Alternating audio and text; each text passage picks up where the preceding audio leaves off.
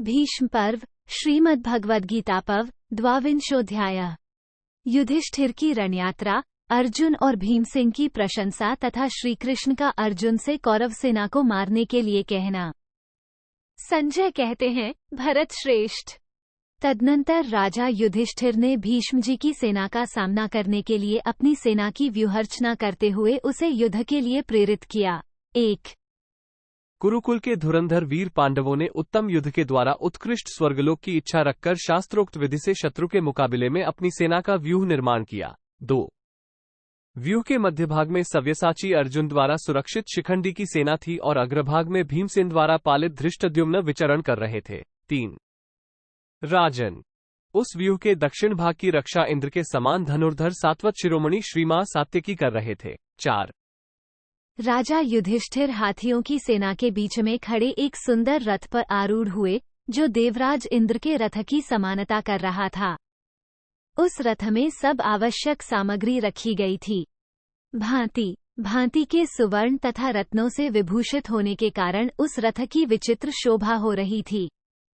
उसमें सुवर्णमय भांड तथा रस्सियां रखी हुई थीं। 5। उस समय किसी सेवक ने युधिष्ठिर के ऊपर हाथी के दांतों की बनी हुई शलाकाओं से युक्त श्वेत छत्र लगा रखा था, जिसकी बड़ी शोभा हो रही थी।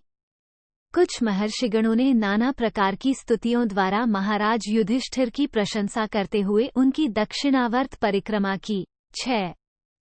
शास्त्रों के विद्वान पुरोहित, ब्रह्मर्षि और सिद्धगण जप, मंत्र तथा उत्तम औषधियों द्वारा सब ओर से युधिष्ठिर के कल्याण और शत्रुओं के संहार का शुभ आशीर्वाद देने लगे। 7। उस समय देवराज इंद्र के समान तेजस्वी कुरुश्रेष्ठ महात्मा युधिष्ठिर बहुत से वस्त्र, गाय, फल, फूल और स्वर्णमय आभूषण ब्राह्मणों को दान करते हुए आगे बढ़ रहे थे। 8। अर्जुन का रथ ज्वालमलाओं से युक्त अग्नि के समान शोभा पा रहा था। उसमें सूर्य की आकृति के सहस्रों चक्र विद्यमान थे। सैकड़ों क्षुद्र घंटिकाएं लगी थीं। बहुमूल्य जाम्बुनद नामक सुवर्ण से भूषित होने के कारण उस रथ की विचित्र शोभा हो रही थी। उसमें श्वेत रंग के घोड़े और सुंदर पहिए लगे थे। 9। गांडीव, धनुष और बाण हाथ में लिए हुए कपिध्वज अर्जुन उस रथ पर आरूढ़ थे। भगवान श्रीकृष्ण ने उसकी बागडोर संभाल रखी थी। अर्जुन के समान धनुर्धर इस भूतल पर न तो कोई है और न होगा ही। 10। महाराज, जो सुंदर बाहों वाले भीमसेन बिना आयुध के केवल भुजाओं से ही युद्ध में मनुष्यों, घोड़ों और हाथियों को भस्म कर सकते हैं, उन्होंने ही आपके पुत्रों की सेना का संहार कर डालने के लिए अत्यंत रौद्र रूप धारण कर रखा है। 11। वृकोदर भीमसेन, नकुल और सहदेव के साथ रहकर अपने वीर रथी धृष्टद्युम्न की रक्षा कर रहे थे। जो सिंहों और सांडों के समान उन्मत्त से होकर युद्ध का खेल खेलते हैं, जिनका दर्प गजराज के समान बड़ा हुआ है तथा जो लोक में देवराज इंद्र के समान पराक्रमी है, उन्हीं दुर्धर्ष वीर भीमसेन को सेना के अग्रभाग में उपस्थित देख आपके सैनिक भय से उद्विग्नित हो कीचड़ में फंसे हुए हाथियों की भांति व्यथित हो उठे। 12, 13।